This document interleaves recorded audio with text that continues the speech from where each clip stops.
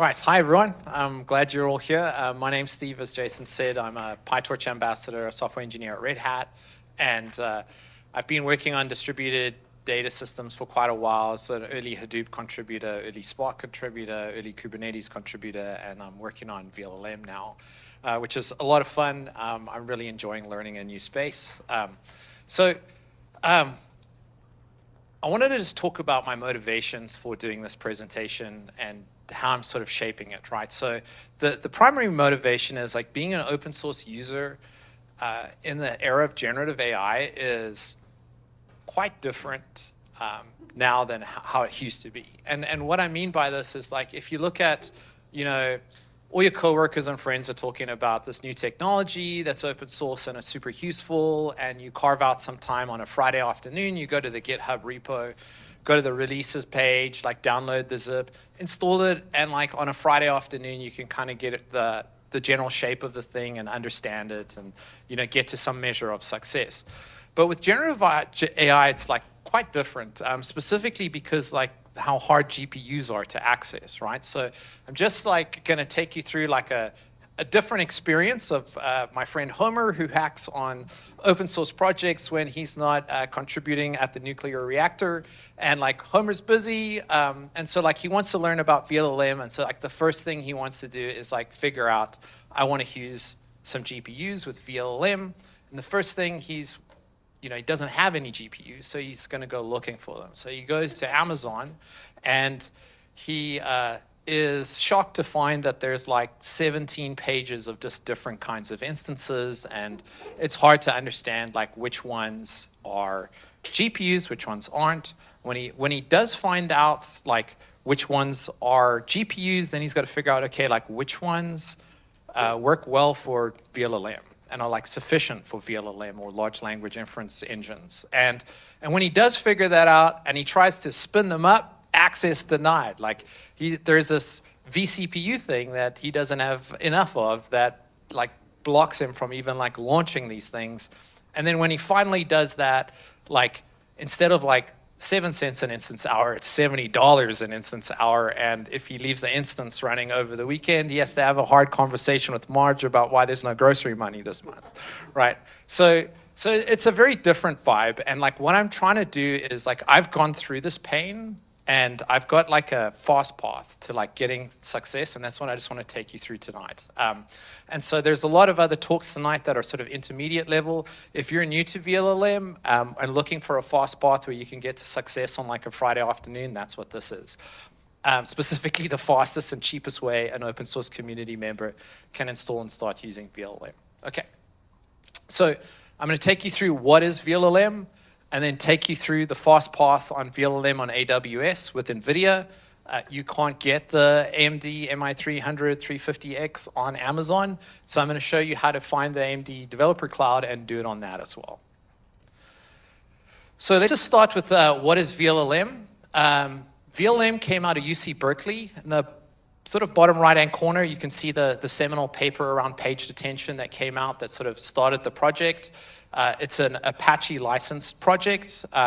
This UC Berkeley lab, led by Jan Stoica, is pretty famous. They have another project that they did quite, 13 years ago or something like that, called Spark, right? So if some of you are familiar with Databricks, that little old company that's worth over $1 billion, that was the commercialization of Spark, right? So they've had multiple successes in this space. So I think from a, like, can you bet on this? Is it like set up properly? There's a strong endorsement there. The other aspect around open source projects is like how healthy is the governance model? So vLLM lives inside the PyTorch Foundation alongside PyTorch itself and FSDP, which is a pre-training library, right? And runtime. So there's like well-established governance around it. You can find it on GitHub, access it, jump in the community. It's a pretty open, receptive community. And it's an inference engine.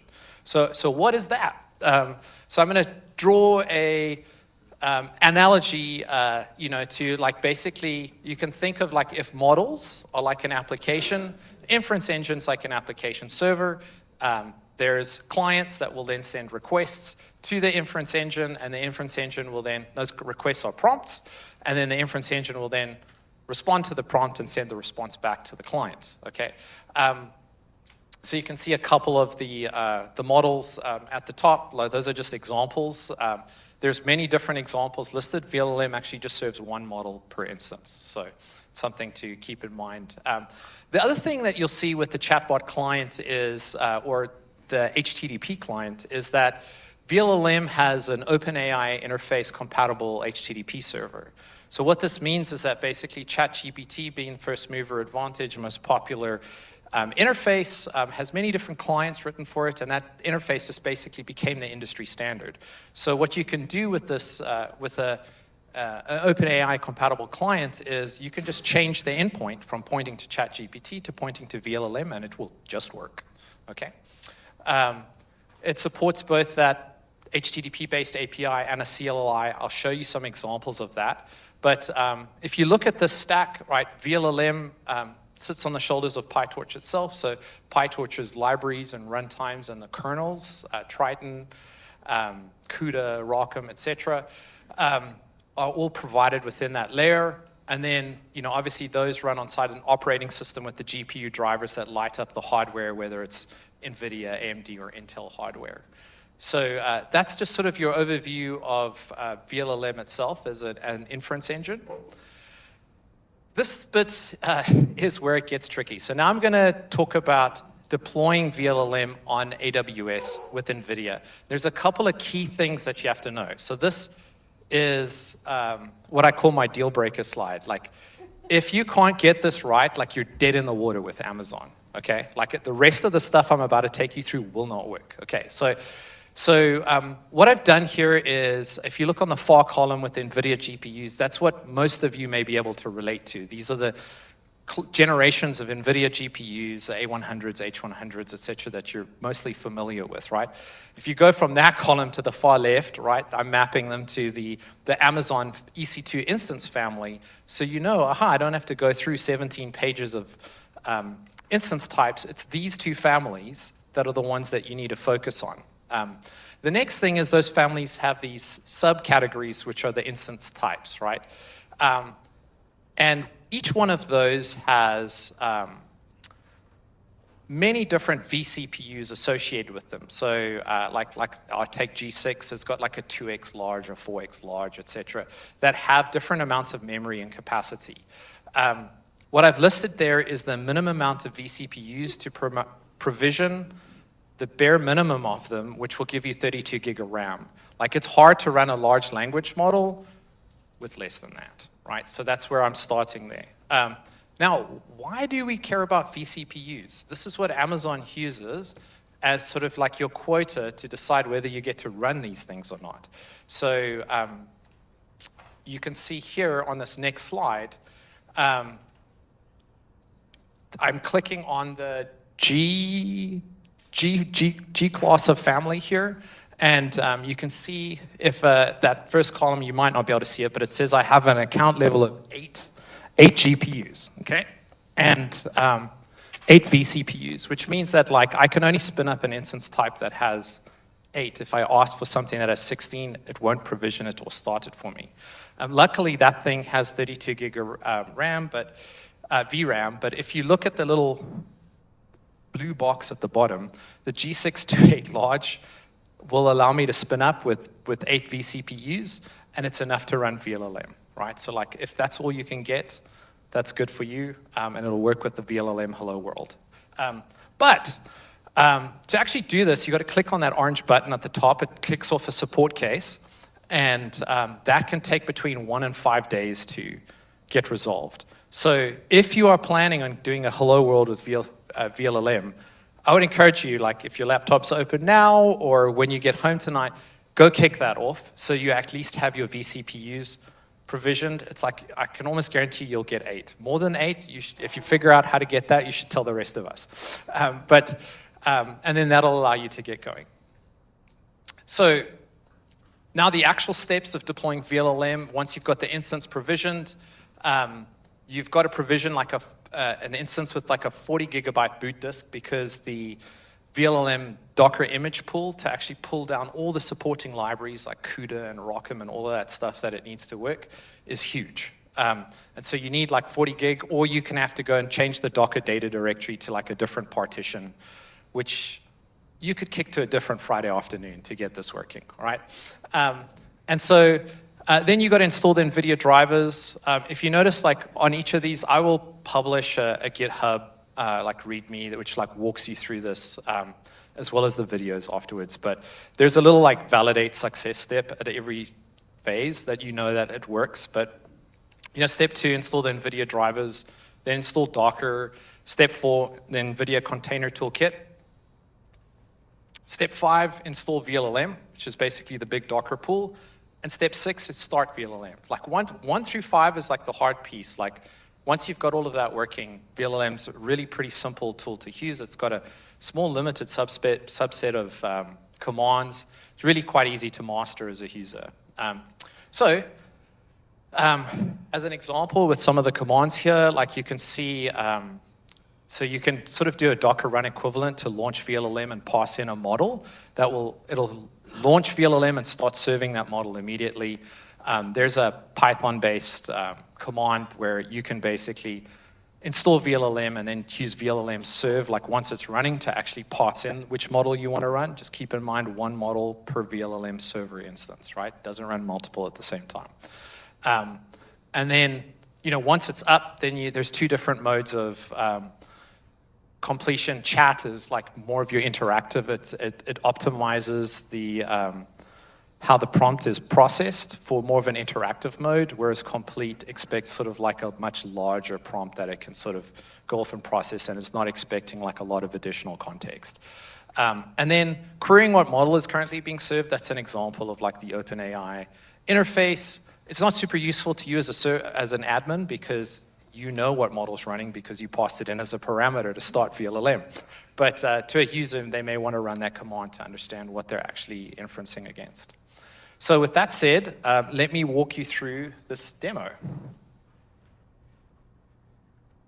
Okay, so what you see here is I'm going to launch an instance. I'm going to pick Ubuntu here. And you're going to see I'm going to go in and pick my G6 2x large. So you'll see here, I'll type this in. G6.2x large, and it's got exactly 8 vCPUs, which is the first column, and 32 gig of RAM. Okay, I'll go pick my key pair to log in. And then after that, I'll add like a 40 gig, increase the root volume size to 40 gigabytes so that I don't run out of space when I do the Docker pull. So I'm going to launch the instance here. Okay, so it's provisioned. Now I'm going to SSH in using my private key. And I'm installing the NVIDIA drivers. Okay, that's step 1. So it's got a few more steps here as part of step 1.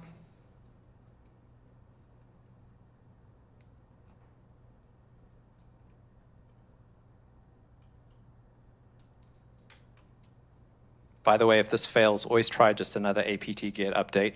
It tends to be like the magic thing. So I have to reboot the instance once that happens, re-log in once it's rebooted. And now I'm going to run NVIDIA SMI, which will basically validate that those drivers worked, and it identified the GPU on my system, which it did. It showed up. It was pretty fast because I'm trying to save time. Now, step 3, I'm installing Docker, right? Running a Docker hello world. That worked just fine. Now I'm installing the NVIDIA container toolkit. That worked just fine. That's the hello world, the validation that it worked fine. And that was an additional one. Now I'm installing vLLM. Okay, so this is the Docker pull. This is a little bit of a misrepresentation because I chopped out about like 8 minutes of that Docker pull just so that it would make this in. But now I'm going to start the vLLM server running Quen, and this has also been sped up a little bit. So just letting you know that in case you're wondering why it takes you longer than in the demo I showed. But Now I'm going to SSH into that Quen instance. I'm going to curl the model. This might be a bit hard for you to see, but you'll be able to watch the video later if you're trying this yourself. That's actually my ultimate goal, right? As you're like on a Friday afternoon trying to run this, you'll have a video with like step-by-step commands to like follow to get to success. But you can see here, I'm actually doing an inference against the actual model that's being run, and I'm saying, you know, which lab creates the Quen family of models, and it responded. So that's the NVIDIA path. Now I'm going to show you the AMD Developer Cloud path, right? And so the other aspect, probably the second, go ahead with the question. Yes, so the question is, where does the model weights come from? So when you spin up, when you run the vLLM serve command or via Docker, you can pass in your Hugging Face token, right? And so you basically say, go pull Quen, but you're actually passing a command saying, like, go get this from the Hugging Face registry, and here's my Hugging Face token. So that specificity will be in the actual instructions, but it's in there. I think I actually provide my actual key in there, which is something I have to fix retroactively, but yeah, it'll just go. So Hugging Face is the model registry it pulls in. It's configurable. That you could use a different registry if you wanted to. Good question. So that's how you get to success on an NVIDIA, on Amazon. The other aspect is the next most popular GPUs are the AMD latest class of devices, MI350, 300, 350X. Those you can't get on Amazon. They're hard to find. They're actually super easy to find. If you just Google AMD Developer Cloud, you get this experience, which is also pretty great because it's pretty inexpensive. It's $1.99 a GPU hour on these. And it's actually a lot faster and simpler. So you click GPU droplets here on the left, which spins up this create droplet environment. And you can just say, like, go provision me a vLLM instance, right? So it's a bit PaaS-like. You specify what your key pair is. And then you just say, go provision this for me. And if you see, like, it's provisioning on the AMD MI300X, it provisions it. And then you can actually launch the web console here up at the top to actually go and pass in commands and specify which models. So if you remember, I talked about the vLLM serve Python command. You've got to actually Docker exec into the container once this is pulled up, which we're going to do here. And there's the vLLM serve command saying, hey, go pull the latest Quen model. So it's going to go pull that up. And then it's running. So what I'm going to do is pull up a separate web console so I don't terminate that process. And then I'm going to go and Docker exec in, and then I'm going to pull up the prompt interface and just say, you know, using the chat command, you know, which lab produces Quen, and it's going to tell me it's Alibaba.